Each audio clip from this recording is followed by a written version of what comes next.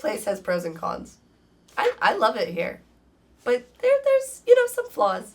So it seems fun and exciting that I am moving and I am packing everything up, starting a new adventure, but the real reason why I am moving is because I have experienced stalkers in Japan.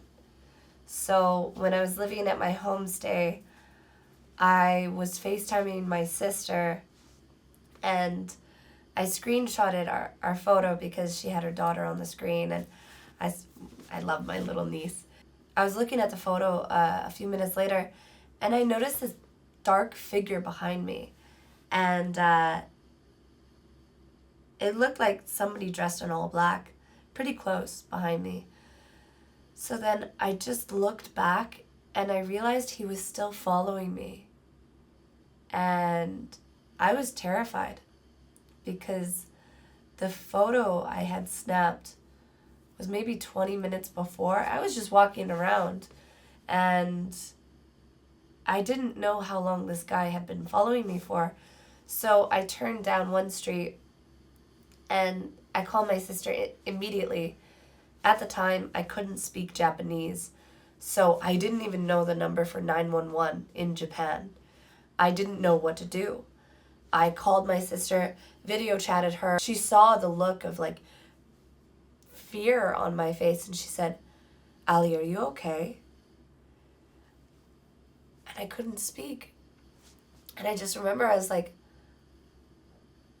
and I turned my phone so I could see the guy behind me. And I was holding my phone up. She's like, "Who is that?" I said, "I don't know." And then I sent her the screenshot that I took from our previous FaceTime. And I said, "He's been following me since we were talking." And I was just scared. She's like, "Hang up and call 911. I'm like, I can't speak Japanese. So then she's like, "Well, go to the police station." I'm like, I don't know how to speak Japanese. I don't know where to go. So I just kept walking until I found a man. And eventually a Kuroneko man, like a delivery man, was delivering boxes. And I run up to him and I say, "Tetsurate kudasai! Hentai!" I didn't know what to say. That's all I knew how to say. And then I said, "Stalker." And then the guy just kept walking and went to another side street. But he literally followed me into my very small residential street. I know this guy was following me for about 30 minutes. And it scared me. And I started sleeping at friends' places and not at my homestay because I didn't know. I know this guy definitely knows where I live, where I was living, because I went to a very small residential street naturally. And then when I realized, oh, this guy just turned down my street. Oh no, this guy's following me. I didn't feel comfortable going home for a little bit. And that was 2 years ago. But then I moved into an apartment. And I loved living on my own. I loved my view. I love my view. I used to love waking up and just having a coffee, sitting out watching the boats go by or watching people play baseball, just watching elderly people do morning yoga. It was really relaxing and therapeutic. But I went on a trip back home to Canada for 5 weeks. After I came home, I heard this weird sound one night, and I thought there was a mouse in my apartment, but it was like weird tinkering, and I didn't know what it was until the next morning when I saw this light come through my door, and I realized that somebody had removed my peephole that night while I was in my apartment. And I always sleep with the little chain thing on or the little additional lock. And I was genuinely afraid because somebody sent me a video on Instagram of a person with this tube that they put through the peephole, and they're able to unlock the door pretty much instantly. So if you don't have that chain lock on, somebody could just break in right away. I told my landlord, and my landlord asked if I did it. I'm pretty sure I didn't remove my peephole. So I covered it with magnet, and I made a TikTok video about this explaining the whole process.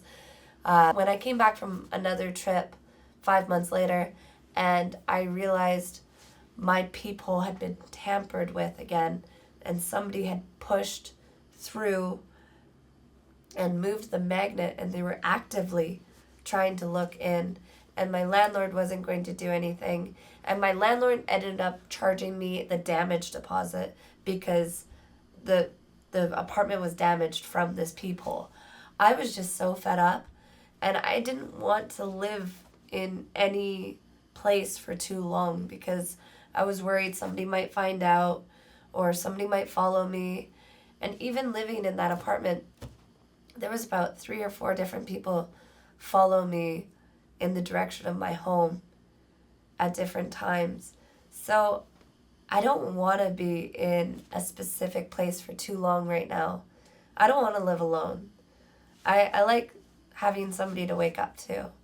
So maybe staying in hostels and backpacking or meeting up with people that I meet along my journey is the best option right now. So yeah, I don't like sleeping alone anyways. I'm going to go back to Canada this summer, so I decided, screw it. I am going to sell the majority of my belongings and just go on a global adventure. Now, I've been to Southeast Asia and I want to explore Europe. I'm going to go back to Canada. I want to go on road trips. I want to go to a few different states in America while I'm in the area. And eventually, I want to see the whole world. I want to go to Australia. I want to go to Bhutan. I want to go through India, go to Sri Lanka. I want to go to South America. I've only ever been to Brazil. I want to learn Spanish, improve my Japanese, learn Korean, learn Chinese, learn French. I don't know.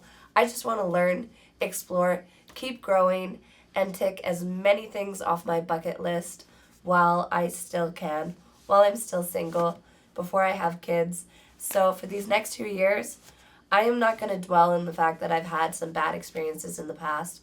I'm not going to dwell on the fact that I couldn't really travel for 3 years during COVID. I am going to move forward and really get the most out of life. I find when I am connecting with people, when I am traveling, that is when I am truly fulfilled. So not only will I do that, but I'm also going to volunteer in the areas. I'm going to learn new cultures, new languages, history, and learn how to fix my lighting.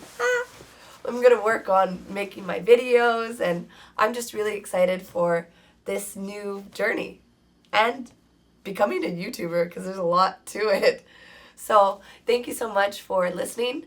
I hope I didn't creep you out because I absolutely love Japan. I do.